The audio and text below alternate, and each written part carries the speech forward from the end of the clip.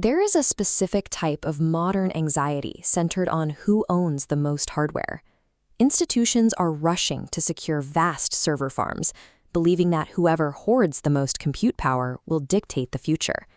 This behavior is the product of a fear economy. It relies on the narrative that influence and progress are zero-sum resources, where any gain for one person is a direct loss for another. This drives a specific misconception, that the tool is the source of the power. It suggests that control is an external phenomenon, tied to the physical ownership of technological instruments. But history shows that treating the tool as the source of authority is a recurring mistake. We've seen this before, rulers mistaking control of physical objects for the control of human meaning. In imperial China, Mongol rulers attempted to prevent rebellion through a strategy of subtraction. They restricted physical weapons so heavily that entire villages were forced to share a single knife. The rulers focused entirely on the instrument, believing that if they governed the physical tool, they governed the people. They failed to recognize the cultural medium, the shared values and traditions that lived beneath the surface of their regulation. The actual revolution bypassed the regulated weapons entirely. Coordinated messages were hidden inside mooncakes and distributed during a traditional festival. The tool didn't start the uprising, the shared meaning did. History suggests that when a population shares a common purpose, rationing external tools becomes irrelevant. Power resides in the internal coordination of the group, not the hardware they hold. This distinction between external tools and internal wisdom is a central theme in global philosophy. For centuries, the standard approach was to investigate the world outward, seeking truth in physical objects.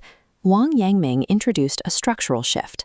Instead of looking for answers outside, we should look at the observation's source.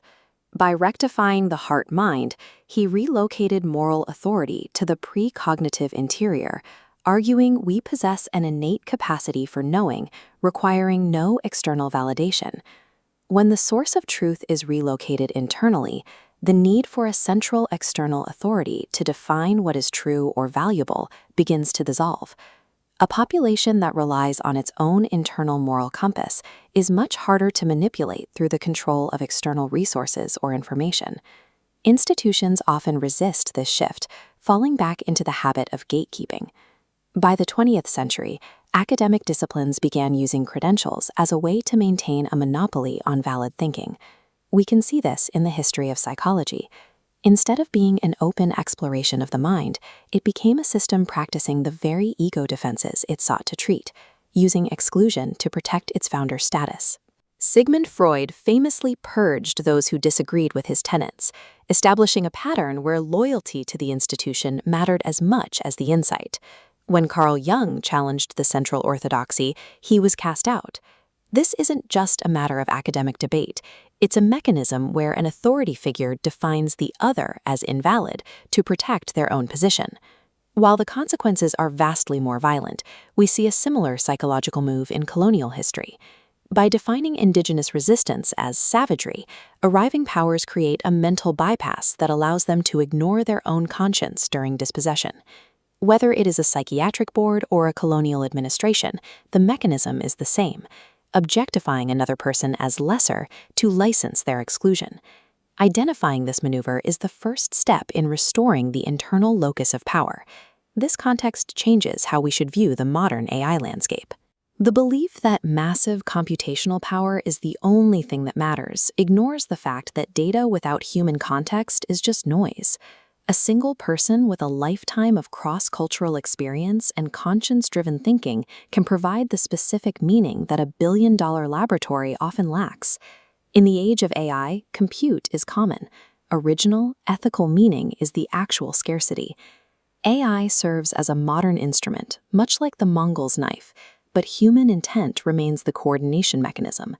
The tool can process information, but it cannot decide what that information means for a community.